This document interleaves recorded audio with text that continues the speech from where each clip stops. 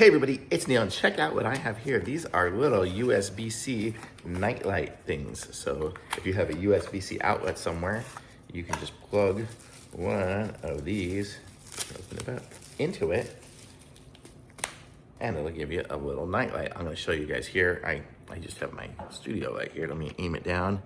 I think you can see here, this is where I have my light plugged in, but I'm gonna plug this in instead. So pretty much into any USB outlet, when you see, plug it in and then tap the end.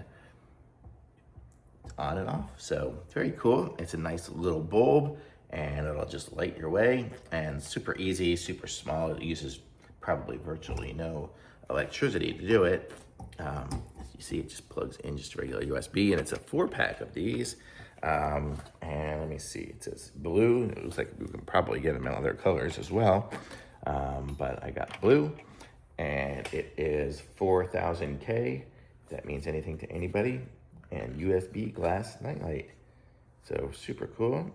And says ceramic LED, touch turn on. As we saw, you just tap it and you're ready to go. So very cool, nice little ones here. They look super cool. So very neat. I like it, thumbs up.